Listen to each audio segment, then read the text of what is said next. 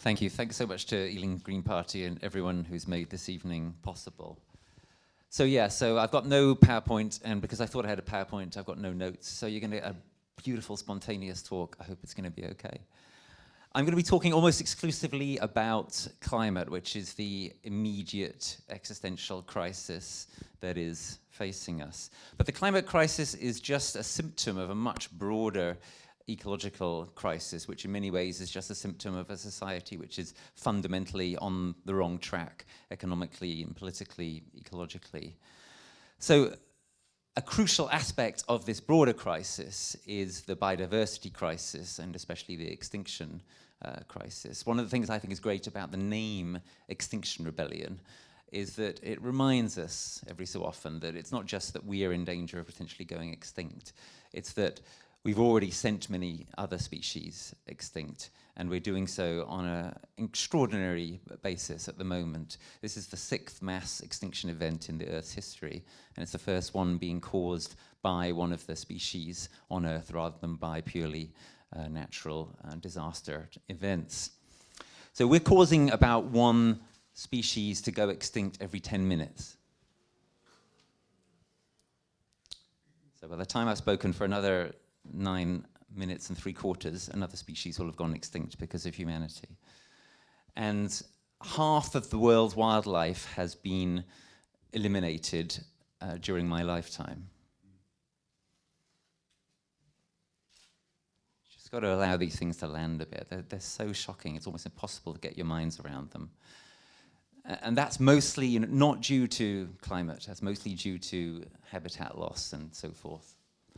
So as I say, I'm not going to talk much about that this evening, but that stuff is absolutely fundamentally important as well. So before I go into the main body of my talk, I'd like to ask you to join with me, please, in a minute's silence in which we'll contemplate all the species that we've already extinguished from the Earth. Thank you.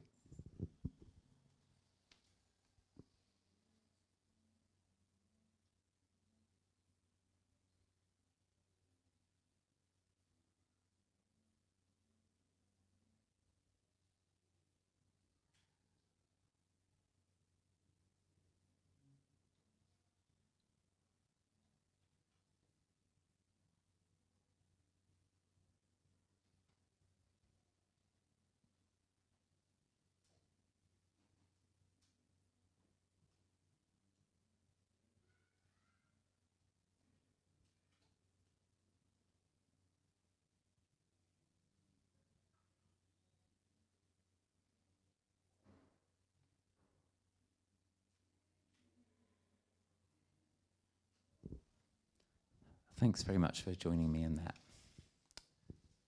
8 minutes till the next one goes.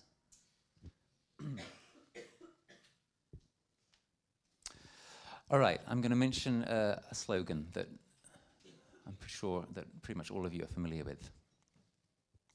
Your money or your life.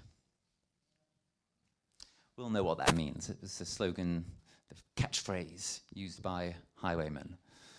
And the basic idea was, you give me your money and you can walk away with your life. And most sensible people probably handed the money over and were like, yeah, that was a good transaction. Well, the situation we're in is a little trickier. Unfortunately, there's no way that you can simply hand over a bit of money, even the full contents of your wallet, even the full contents of your bank account, and guarantee your own personal safety well into the future, especially if you're under about 40 or 50 years old. Because the crisis that we're now facing is a crisis that is not just one that's going to affect our children or grandchildren. It's going to affect the vast majority of people in this room pretty seriously, almost certainly.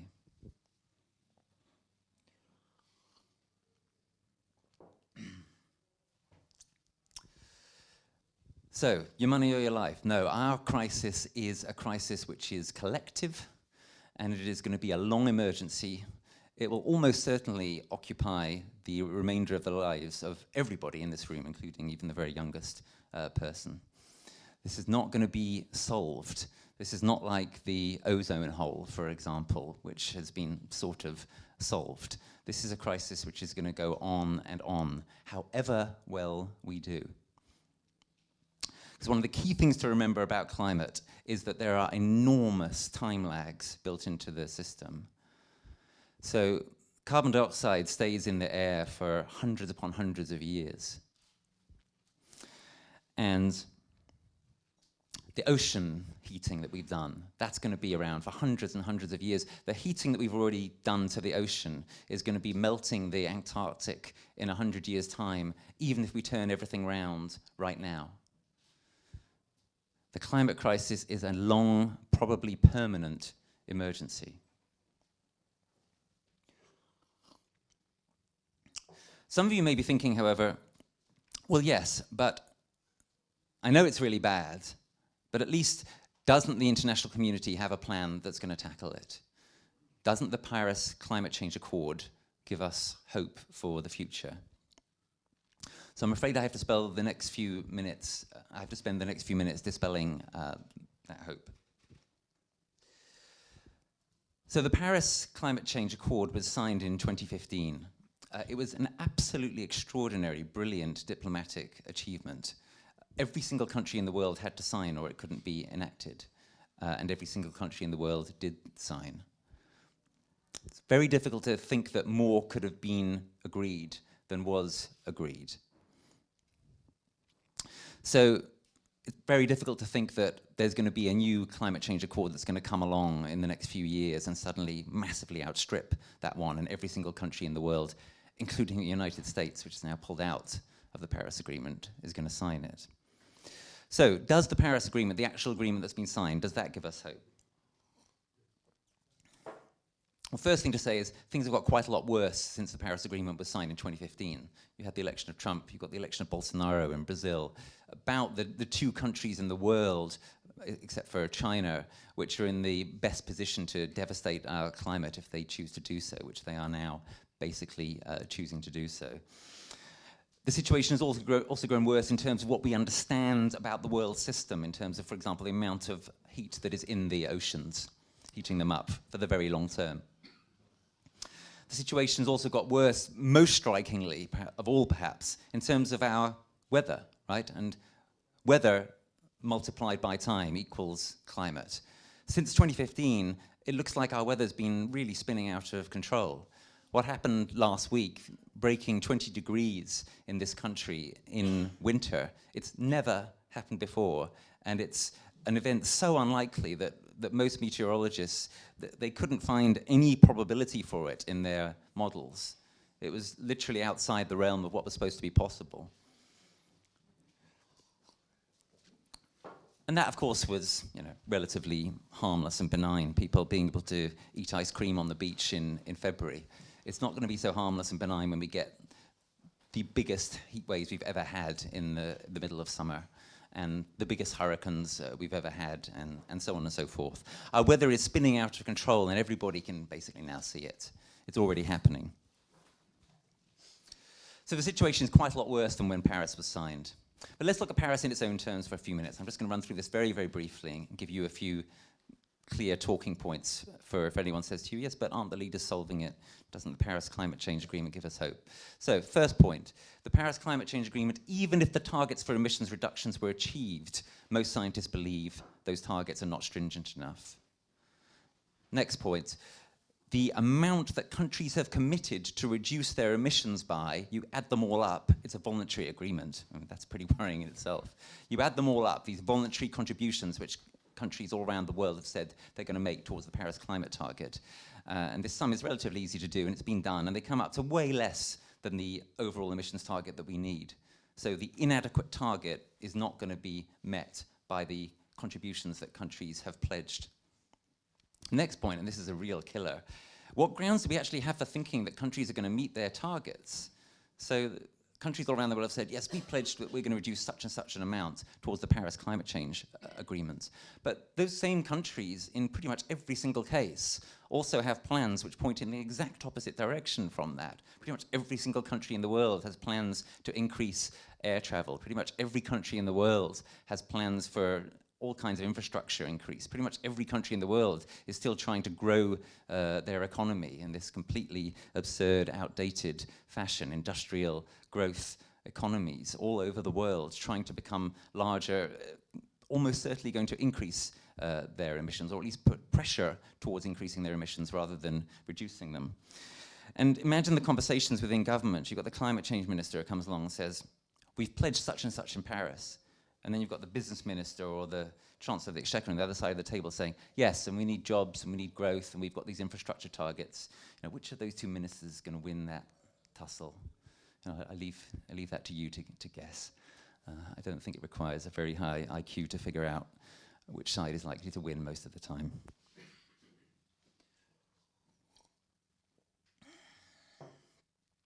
So the contributions that countries have pledged under Paris, which are already twofold inadequate, are almost certainly not going to be met. Next point, I mentioned air travel a moment ago. Well, actually, air travel is mostly excluded from the Paris Agreement, as is shipping. And this is absolutely catastrophic, given that these are the fastest growing sectors of emissions in the world. And they're not even counted. What else is excluded from the Paris Agreement? Another crucial thing which is excluded in effect, because it's mostly excluded from the IPCC process, it's mostly excluded from the process of scientists trying to agree what they think is going to happen with our climate in coming years, are feedbacks. What am I talking about here? I'm talking about things like, for example, the loss of reflectivity in the polar areas as those polar areas melt. I'm talking about the amount of methane that's now being released from the Arctic, from permafrost, and so on and so forth. These feedbacks, which could become vicious, are mostly not taken at all seriously in the climate change science, which is the basis of the Paris Agreement. Why is that? Well, it's because firstly, those scientific consensuses that they try to reach, which are the basis of these documents which the UN use, well, it's a consensus, it's a sort of lowest common denominator. And many of these feedbacks are uncertain. But many reputable scientists think we're in serious danger of a massive methane feedback that seems to be starting to emerge. If that does happen, it just puts us in a far worse position even than the IPCC are already saying. Another feedback which is quite worrying, well, desperately worrying, especially since the election of Bolsonaro, is a potential loss of the Amazon rainforest. I could go on and talk more about the feedbacks. We can come back to them if you want. My point is that once again, this shows that the Paris Agreement is actually ludicrously over-optimistic. And the final point here is that the Paris Agreement, in order to be successful later on this century, is premised upon the use of so-called geoengineering or climate engineering policies, ideas for changing the structure, the management of the entire Earth's climate. Ideas like putting mirrors into space or having enormous amounts of machines all around the world which will supposedly suck carbon out of the atmosphere and store it under the earth for hundreds of years such that it won't escape back into the atmosphere again. The Paris Agreement is dependent on the existence of some of these kinds of technologies. And there are two problems with these technologies. The first is that they don't exist. They're just basically, most of them, just dreams of scientists, engineers, technologists, politicians. And secondly, that the ones that do exist, plus most of the ones that don't exist, are almost certainly very, very reckless if they were used at all, let alone at scale. They would be an enormous, uncalculated risk or gamble with our climate and with our entire ecological systems. They could lead, for example, to enormous disruptions in weather patterns, to the loss of the monsoon, all sorts of possibilities if these geoengineering schemes were to be put in at large scale. So you look at these multiple ways in which the Paris Agreement, which we have very little time now if we're going to implement it in order to stop the kind of catastrophic results that IPCC scientists, let alone other more radical scientists, are telling us about. You look at the enormous, the several ways in which the agreement is almost certain not to be reached. You stack those up one after another in the way I've just done, and really there's only one rational conclusion that you can come to. It's not going to happen. We're not going to hold global overheat to 1.5 degrees. We're not going to hold it to 2 degrees. We're almost certainly not going to hold it to 3 degrees. We're probably not going to hold it to 4 degrees. And once you start to reach about 3 or let alone 4 degrees, these feedbacks almost certainly kick in a massive way. You do lose the Amazon. You do lose the entire polar ice cap. You then get lots more heat and light being absorbed from space. You do then have huge further methane releases. And you may well be locked then into a death spiral. So as I say, the only rational conclusion to reach is it's not going to happen. By it, I mean us saving ourselves. Industrial growth civilization is over, and it's going to be over within the lifetimes of most people in this room.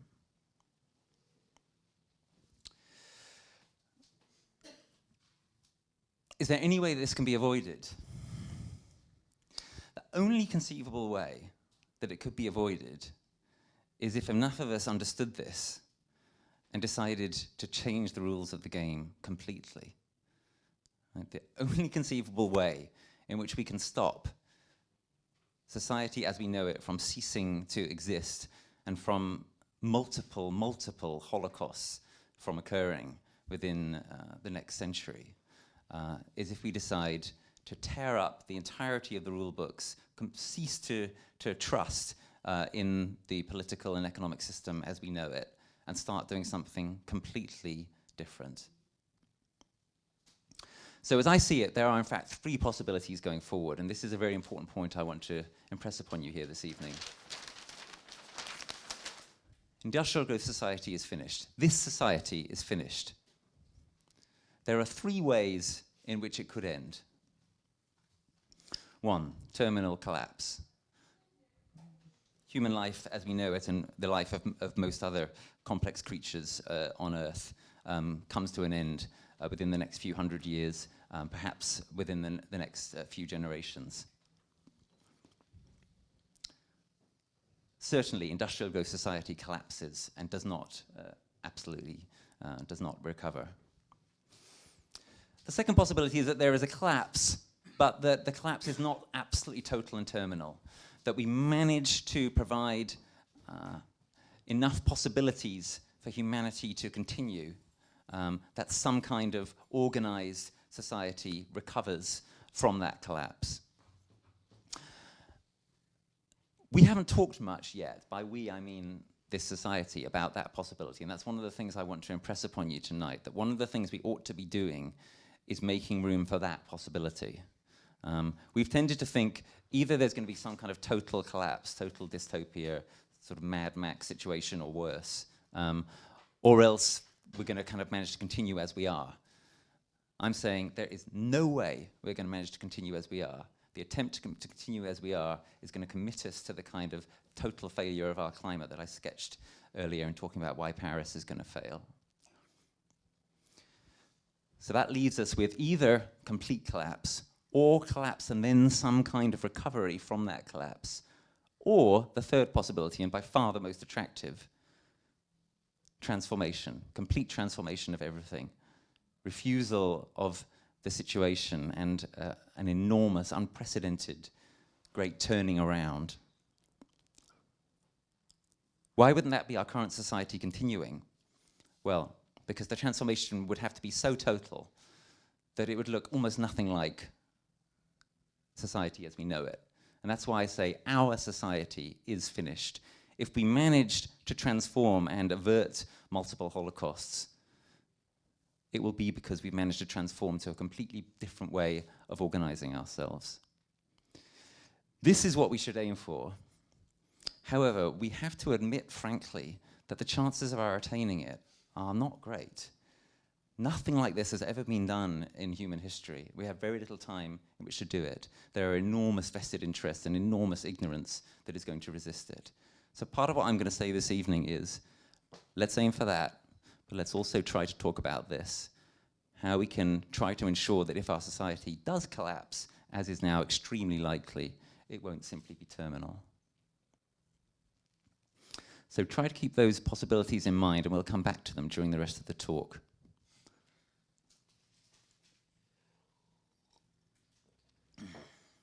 Okay, if you accept the broad outlines of my analysis, and obviously in the Q&A we can talk about why my analysis might be wrong, and so on and so forth.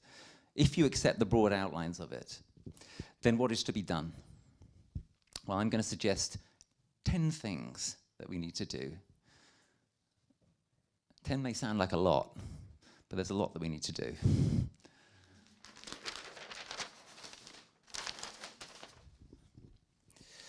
We can start out with a couple of personal things, things that we need to do for ourselves, in ourselves.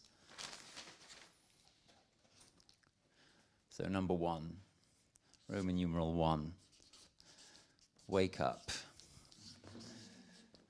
Wake up, or as I sometimes say, wake up, freak out. We have to wake up from the dream that this society is going to go on, is going to stagger on in something like the way it's going, or is going to manage to reform itself. It is absolutely not going to. We need to wake up from that dream and realize that the dream is already a nightmare for many people and many other species, and is fast on the road to becoming a nightmare for all of us. And this waking up, of course, it needs to be personal, it needs to be individual, but also, obviously, it's not enough for it to be that. Everybody needs to wake up, or at least enough of us need to wake up so that we can make the kinds of changes that we need to make.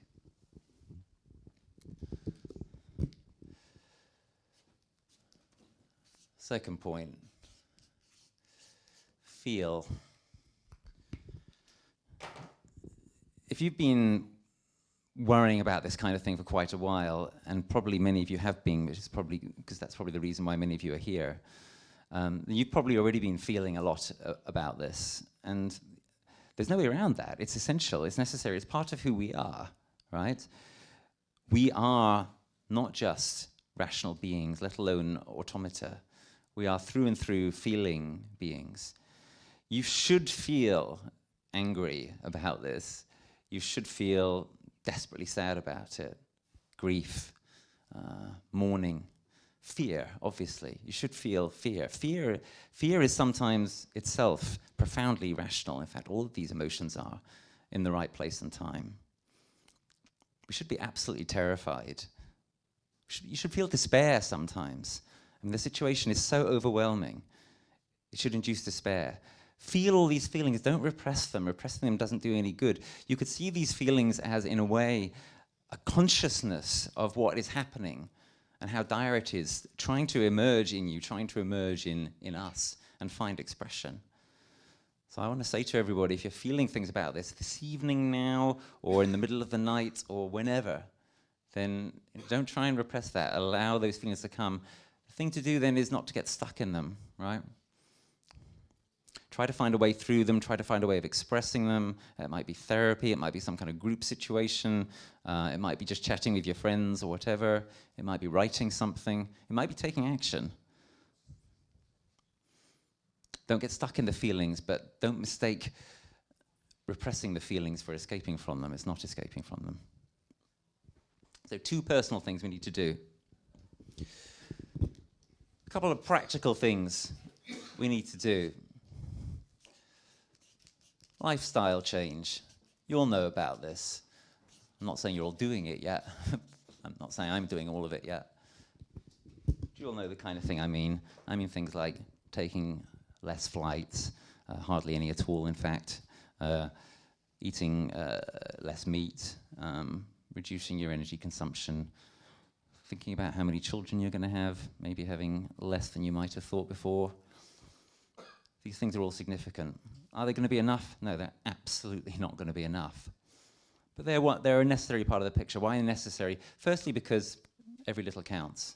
And secondly, and I actually think this is the more important point, because if we're going to be in this seriously, and if we're going to be trying to convince people to join us in waking up and taking the kind of radical action I'll be talking about shortly, then we need to show some leadership. And we need to show that we actually mean it and believe what we're talking about. And we need our own individual actions to be broadly congruent with what we're calling for other people to do. And we need to show that it's possible to live in a different way already to some extent, even without making broader societal changes. So it's for those kind of reasons that I actually think this is most significant. Right? It's not mainly significant because of the reduction in carbon or whatever that will come from you eating less factory farmed meat or what have you. It's mainly significant because of the way it models the kind of way that all of us ought to be trying to move or change. And fourthly, this needs to be scaled up to the community level. We need to build community. We need to learn how to grow food together. We need to do all the kind of wonderful things that transition towns, for instance, are doing. And the transition movement is very strong here in Ealing, for example. I'm sure many of you know that or are involved. Very, very significant. Significant partly because of actual, again, reductions in carbon, but again, mainly because of the demonstration effect. Mainly because it starts to show what's possible and what could be scaled up if the political will, if the collective will was there. And also significant, and this is where I come to, this is one of the moments where I come to the point of the importance of my option number 2 on the previous sheet, this possibility. Also significant because if society does collapse, then bloody hell, those kind of skills we're learning in transition are going to be absolutely crucial. So a couple of things that we can do as individual people on a personal basis, a couple of things of a practical nature. What about larger scale changes? What about changes at the level of policy? So obviously we need to massively mitigate carbon emissions in the kind of way that the Paris Agreement talks about. I mean, that goes without saying. I'm not even going to write that on the board. I'm going to write down a couple of policy things, or not really even policy things, policy sort of perspectives, which are more significant, I believe, because they're less talked about, and they need to be talked about, and they need to be acted upon. So, fifthly, transformative adaptation. Right, what does that mean? Transformative adaptation. So most of our talk about climate to date has been about prevention of the problem, mitigation of the problem. It is not credible anymore to only focus upon that, right? Given how desperately late the hour is, given how likely it is now, that unless we somehow manage to change everything, society as we know it is going to collapse. We have to think about adapting towards the dangerous climate change that is coming, and we have to think about adapting towards the very changed societal circumstances that are likely to be coming. Transformative adaptation is the idea that we must adapt to the climate change that we are committed to. Remember the point about time lags, yeah? This problem, whatever we do, if we stopped emitting all carbon tomorrow, the climate problem and climate chaos in the weather would carry on getting worse for at least another generation, right?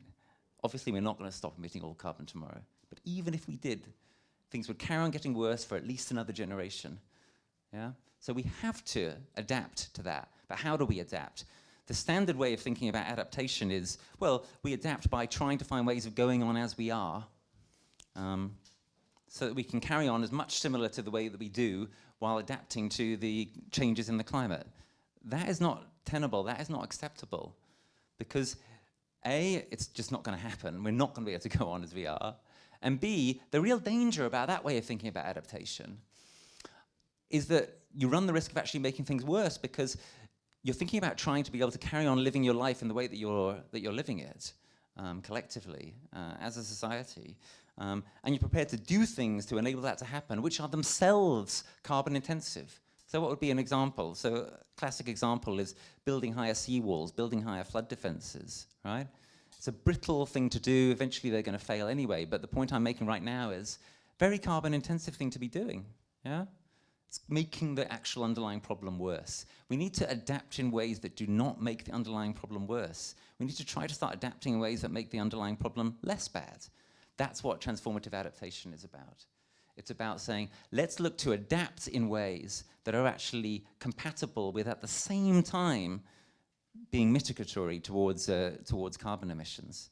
So what would an example be? So an example would be that rather than building higher flood defenses, you try to recreate natural flood defenses, wetlands, etc., which can be better absorptive of carbon emissions if you do them right, while protecting us against flood damage.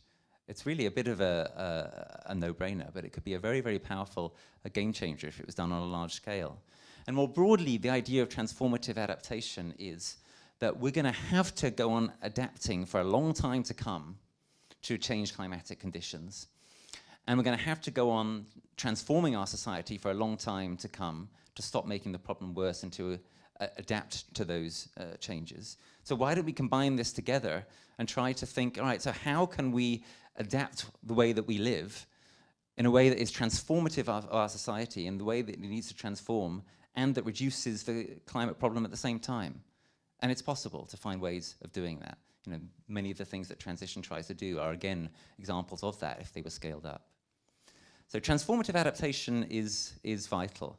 It is one of the things which might give us a chance of being able to attain possibility 3 of my 3 possibilities. Transformation, which does not mean that we have a collapse event.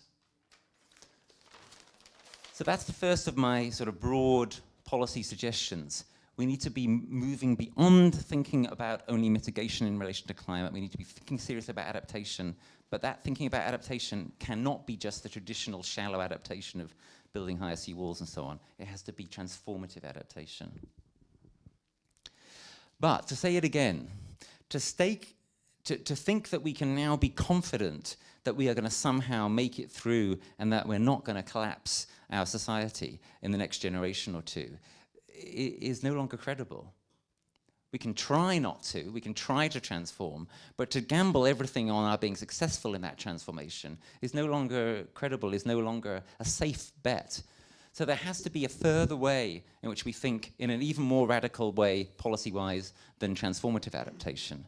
And that's what people are now calling deep adaptation. So what is deep adaptation?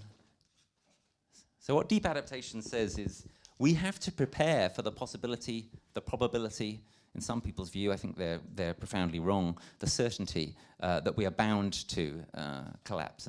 And we have to prepare for the possibility, the probability that transformation will not occur.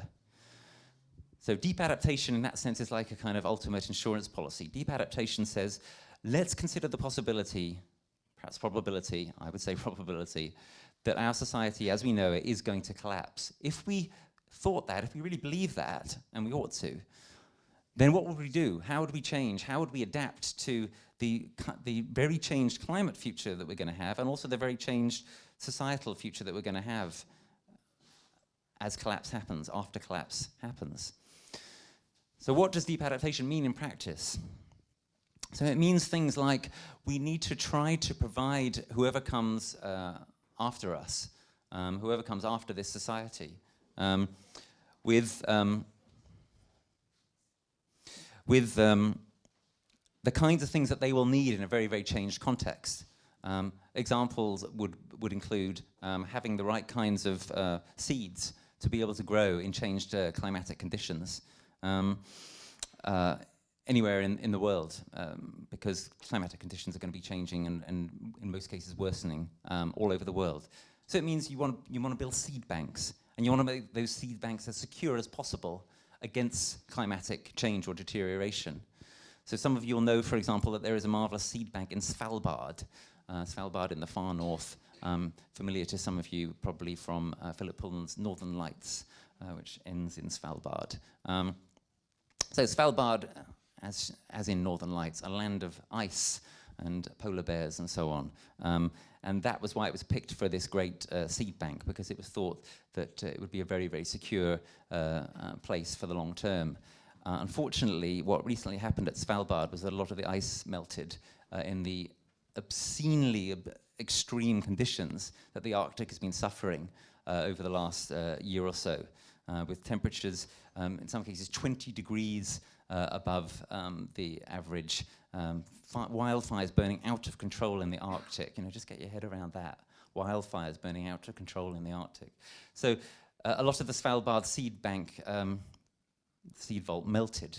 And And that just shows you how difficult this task is. But that just underscores how, if we're going to be serious about deep adaptation, well, then we need to be serious about it. We need to think quite creatively about how we can create seed banks in places like that, but also in other places around the world that can survive a potential catastrophic collapse and very difficult climatic conditions, so that people who are around a generation or two from now can benefit from being able to use those seeds. Another really crucial example of deep adaptation is in relation to nuclear power. So there's been an argument for a while, as I'm sure you know, about nuclear power. Is nuclear power a good thing to have in relation to the climate struggle? Nuclear power has allegedly, I think this is actually false, but allegedly lower carbon emissions than traditional fossil fuels. So should we be going nuclear if we're going to try to head off climate change becoming catastrophic? But it seems to me that what people haven't thought about at all seriously when they were thinking about nuclear in relation to climate is, well, what if we fail, right? What if society starts to collapse? What then? What happens to nuclear then? And if you start to think about that, it is absolutely terrifying. I'm not even talking about the risk of terrorists getting hold of material and so on and so forth, which of course is very real. I'm talking about far more basic things, like, are you aware that spent nuclear fuel rods need to be kept cool for decades, in some cases hundreds of years? And if they're not, they will very quickly burn the pool that they're in dry, and after that they will spontaneously catch fire. And if they do that, they will burn toxic waste into the atmosphere for decades or perhaps centuries.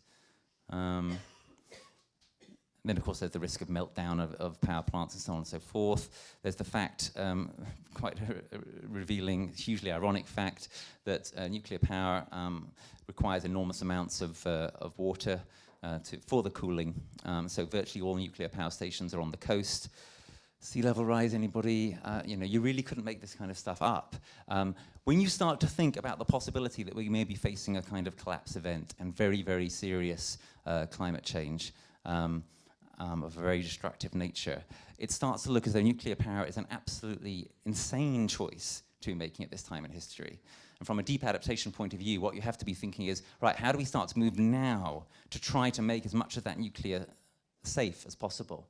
How do we start to make that waste safe? How do we start to make those fuel rods things that will not catch fire and burn toxic waste into the atmosphere for decades? How do we stop all those power stations from melting down if they get overwhelmed by sea level rise, or if they get abandoned as the society that they're in collapses? It's a pretty awesome, challenging, to say the least, prospect. But that's the kind of thing you have to do if you're serious about deep adaptation. In other words, if you're serious about trying to take care of human life and other life through the potential of a collapse event. And then the last thing I'd say about deep adaptation is that deep adaptation also requires a kind of, again, a sort of change of consciousness, a kind of change of mind, a kind of change of perspective. You have to start to rethink a whole load of things in terms of what matters to you, what matters to us, how we ought to think about the longer term and so on and so forth. Once you start to think maybe society is likely to collapse. That's a broad sort of open-ended process that I encourage you to consider.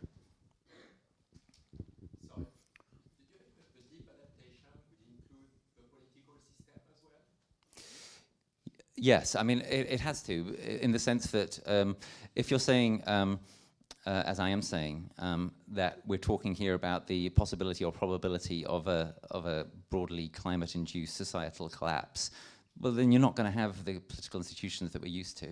So you have to rethink. You know, it requires a rethinking of a whole load of everything, really, even more than the transformative stuff does. So you've had a couple of personal things, a couple of practical, a couple of policy things.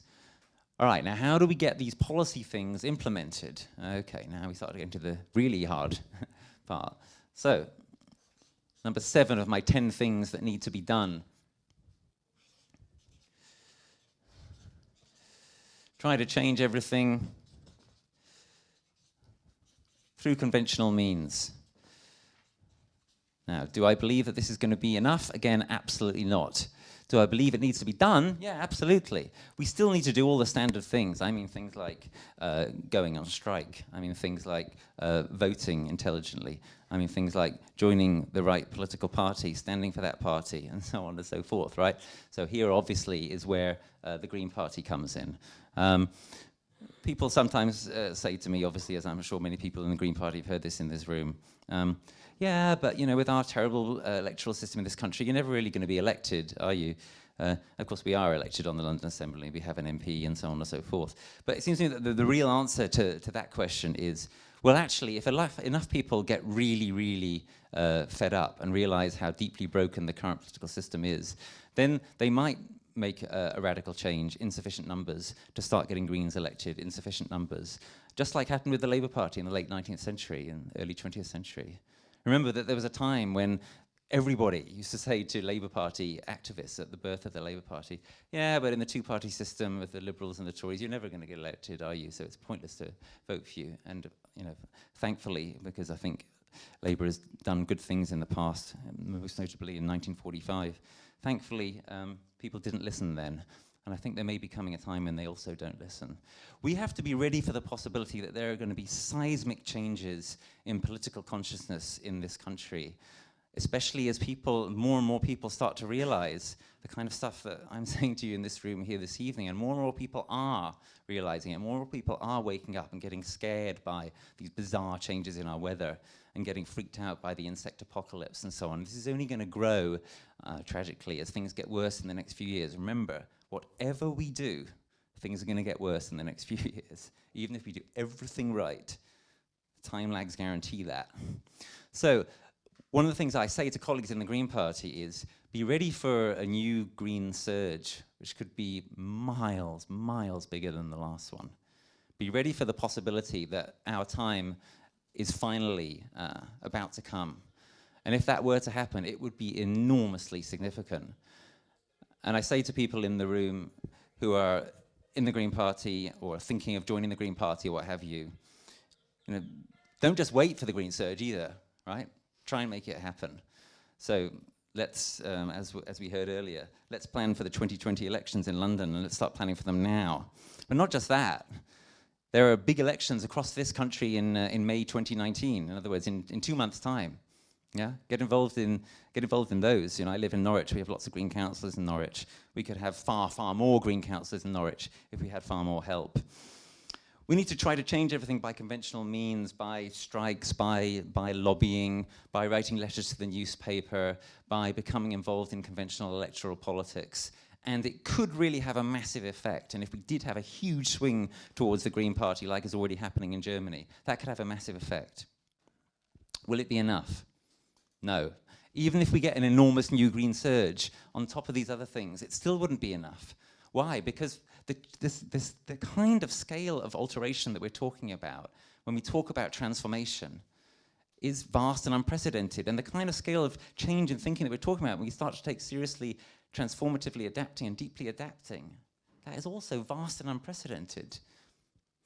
What more do we need even than, for example, the Green Party taking power in this country in the next few years, which could happen? It might seem fantastically unlikely. Fantastically unlikely things are going to happen in the next few years. But even if that happened, it still wouldn't be enough. What more do we need? Well, you've probably guessed what comes next. Number 8 in my list, the second of my politics changes, is we need to rebel. Yeah. We need to do all the conventional things, and we need to do them miles better than we've done them before. And we need to get Greens elected really fast at all levels of government, but even that is not going to be enough. We need to rebel as well. We need to say, this system, which is propelling us towards multiple holocausts within the lifetime of people in this room, that cannot be a legitimate system. It cannot be a legitimate system which is committing our children to collapse, right? And that's the basic idea, basic starting point of Extinction Rebellion, is to say the social contract is broken, it's null and void. You know, we don't accept the legitimacy of a government which is sending us and our children towards death and collapse. So, I hope that everyone in this room will get involved, if you're not already, in Extinction Rebellion. What does that mean? Well, at the basic level, it means things like signing up to the local Extinction Rebellion Facebook group. But it's going to need rather more than that. Rebelling means that you actually don't accept the legitimacy of the government anymore. It means that you don't accept that you have to obey the laws. This rebellion is intended to be a fully non-violent rebellion, but we're going to use all non-violent means necessary in order to try to stop our society being completely collapsed, potentially terminally collapsed, right? So that means that we're prepared to take non-violent direct action individually, in groups, concertedly against any legitimate target in order to try to fundamentally change the basis of this society, in order to try to fundamentally change the society extremely rapidly. And if we manage to do that, which is unprecedented, I mean, there are partial precedents, there's Gandhi and the suffragettes and Martin Luther King and so on and so forth, all brilliant stuff. But I'm afraid their jobs were a lot easier than ours. Right? They were trying to change specific things and attain specific power within a political and economic system that they didn't fundamentally challenge. Right? If we're going to manage to do this, we're going to need to do all these things, and then this as well, and then we might start to get to a situation where we can start to think, maybe, just maybe, we're going to manage to transform. Or at the very least, we'd be preparing ourselves and preparing our children for the chance that something could arise from the wreckage of this society as it collapses. If we've managed to slow down the rate of deterioration, if we've managed to transformatively adapt and deeply adapt and so on and so forth. So we need to rebel, and that means a lot more than just joining your local Facebook group for Extinction Rebellion. It means that you need to actually join in a rebellion. So the International Day of Rebellion for Extinction Rebellion is April the 15th. And if you haven't got that in your diaries, I want to urge all of you who are at all impressed with anything I'm saying this evening to put that date in your diary, April the 15th. We need to get hundreds, thousands, tens of thousands, that's what we need, tens of thousands of people onto the streets of London, not just for a march, but to take part in non-violent civil disobedience. Like what happened a few months ago on the bridges, probably most of you saw that, where we took the 5 bridges across the centre of London, 6,000 of us, 6,000 people engaged in non-violent civil disobedience. Yeah, I know there was lots of people in the room who were there. I was on Lambeth Bridge, and that was pretty interesting, because Lambeth Bridge, we had the least number of people on, so it was the bridge that the police targeted by far the most to try to arrest people and clear the bridge. And most of the arrests that happened that day happened on Lambeth Bridge, and the police moved in, they gradually started arresting people. People who didn't want to be arrested then cleared to the side of the bridge. Really important thing to understand, if you get involved in Extinction Rebellion and get involved in non-violent civil disobedience, you still almost certainly don't actually have to be arrested unless and until you're willing to be. Also, it's really important to understand that it's enormous fun as well. I mean, it was incredible. The atmosphere on the bridges was just, I'm sure anyone who was there will agree, it was fantastic. I was there at Lambeth Bridge in the run-up earlier that morning. I was there with Roger Hallam and some of the other Extinction Rebellion organisers, and the atmosphere was quite sort of nervy. It's like, God, is this going to happen? Are the police going to stop us before we get on there? And I was talking with some of the affinity groups, and they were really nervous. I was thinking, I don't know if this is going to work. And at 11 o'clock, Roger and one or two of the others just started wandering into the road when the traffic lights changed. Started shouting, "Come on, everybody, come on." We all started wandering on, and within 2 minutes, oh my God, we've done it. We've blocked this bridge. And then a couple of minutes later, we all gathered in the center of the bridge, and someone had a loudspeaker there and started playing music, and it was like a party. It was fantastic. Anyway, I was saying, the police moved in and started trying to arrest people on Lambeth Bridge, and they arrested 10 people, they arrested another 10, arrested another 10. They got to about 50 or something, and then they gave up, because there were still like loads of people blocking the bridge. That's one of the great things. When you start to get real large numbers in this kind of thing, the police they're overwhelmed. And actually, I have to mention one thing, just as a sort of side note here. I know we're not supposed to like austerity cuts, but sometimes they have their upsides. So come on April the 15th. come and join the rebellion. And the more of us who come, the easier it's going to be for us to absolutely overwhelm anything that the authorities try to put in our way. We want to have 30,000 people in the street that day. Well, we'd like to have 300,000, but 30,000 will do. And that's just the start as well. Don't just think, I'm just going to come for April 15th and then I'm going to go back to work. It's a Monday, so if you need to, book the day off work. If you're really serious about this, think about staying there longer. If this is going to work as a rebellion, we need people to stay in the streets, not just for a day, but for day after day. So think of April the 15th as the start of something, not as a simple one-day wonder. I want to mention one other thing under these headings here of what we should do politically, which is I want to mention the climate school strikes, which are a hugely significant development of children coming forward and taking leadership and inspiring us. I mean, it's tragic that it's come to this, but it's also absolutely wonderful and inspiring to see children coming together in such huge numbers and growing numbers. And I do encourage everyone in the room to support in any way they can, whether that be on social media or with their child or in arguments with other people or whatever, these incredibly brave climate school strikers who are an absolutely essential part of this movement. Okay, so we need to rebel. If we do all these things, culminating in this one, it might just be enough. Let me mention one more thing about this as well, which is that something unique about the Green Party, which I'm very proud of, is that the Green Party is the one political party that says in its constitution, in its philosophical basis, that if there is a cause which is sufficiently just, or if you will, unjust, that conventional politics is not enough to achieve it, and if it's urgent and grave, then there is a case for non-violent civil disobedience, and that the Green Party recognises that case and supports it. So it's actually built into the Green Party that we recognise that electoral politics is sometimes not enough. And that's one of the key reasons, I think, why, while there are good people in all political parties and none involved in Extinction Rebellion, there's a far greater synergy between the Green Party and Extinction Rebellion than with any other party, because we in the Greens really recognise the need for Extinction Rebellion rather than seeing it as a threat, as I think basically the other political parties do. So, 2 personal things, 2 practical things, 2 policy things, and 2 ways in which politics has to change. We're almost there. 9th on my list. We need to talk. So I'm going to stop in a minute and we can talk. What I mean by that is, it's not enough when you're contemplating this subject to just listen to a lecture on it and then go home. We need to have an in-depth discussion of it here, and I hope that those discussions will continue in the bar and with your family or amongst yourselves afterwards and so on, because this is difficult stuff and this is incalculably important stuff.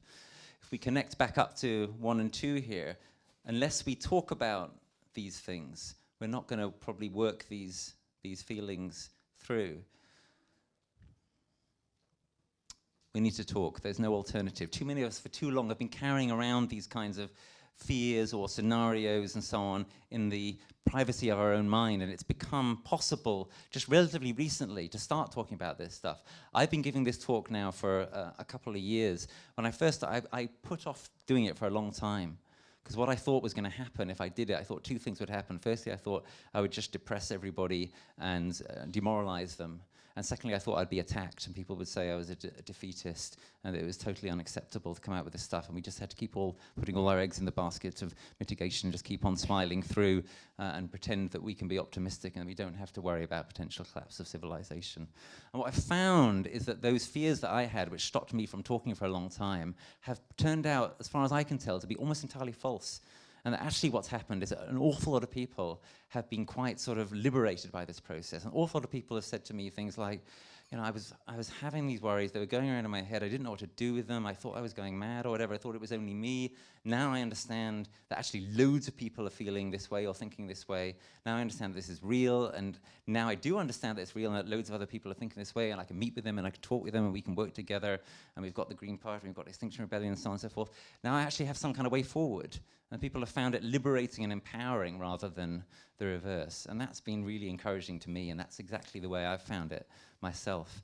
So I'm glad that I'm talking about this. I'm glad that you're here this evening at this talk, and I want the talk to be from you just as much as it's been from me. And finally, one more thing. We need to pause. So I've given you a long list here, lots of things we need to do. But if you just start kind of rushing off and trying to do those things, if you just start, throwing yourself into policy work or throwing yourself straight into politics or something, oh, God, the situation's desperate, we've hardly got any time left, we've got to get on with it. Yeah, absolutely true, we've got to get on with it. But if we rush straight into things without feeling adequately, without talking about it, without kind of assessing, well, where do I fit into this? What's the best way for me to put myself into this kind of matrix? Because I think everybody should try to do a bit of most of these things, but you're probably going to focus mostly on one of them, basically, or two of them, right? Not everybody can do all of these things all of the time. It's too much. You need to prioritize. You need to think about your talents and your vocation. And if you don't pause, then you probably won't. You probably won't make the best decision. So we need to take a moment and pause before we rush into anything here. Paul Kingsnorth, colleague from Dark Mountain, says, there is an abyss opening up before us. We need to look into it. It is changing everything we thought we knew. And only if we look into it and take the time to do so, will we then know what to do. I think he's right. All right, to end where I began. Your money or your life. You can't pay your way out of this. You can't pay somebody off and get out of this. There is nowhere to go. There is nowhere to hide. There is no other planet to run to. That's all just complete escapist nonsense. Even the very rich actually have no way out of this. They can put it off for a bit longer. They can probably, keep themselves alive another 10 or 15 years or something. If they really want to, if they pour their resources into that. And there's no guarantee of that at all. Who's going to be rich anymore when money doesn't mean anything anymore? If a rich person builds some hideaway and thinks, I've got loads of money, I can pay my security guards for a long time, it's meaningless by the time society starts collapsing. And security guards start thinking, well, hang on a minute, why am I taking orders from this posh git or this old guy in a wheelchair or whatever, right? It's irrelevant to the fact that he's got all these electronic numbers in a bank that doesn't exist anymore.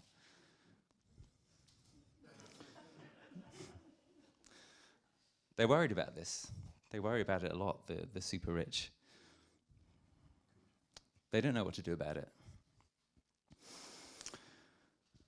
What we really care about, right? We are human beings, we are primates, we are mammals. The thing that matters to us most of all is our children and their children. And it's not good enough to think something like, well, as long as I really do my best to take care of my children, well, that's the best that I can really do, and that's enough. No, it's not enough. You're not really taking care of your children if you, at the same time, do things which condemn their children to a desolate future or no future at all. That is not taking care of your children. The only way you can take care of your children is by doing the best that you can to create a future in which their children and their children and their children will all flourish. And that can only be done collectively. That can only be done if we do all of these things, especially these ones here.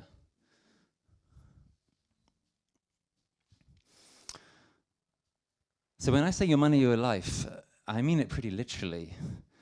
I want every single person in this room here this evening to think, if I believe what this guy is saying, if I really care about the future, if I really care about my children, then I am committed to putting either my money or my life, or better still both, if you've got both, into this.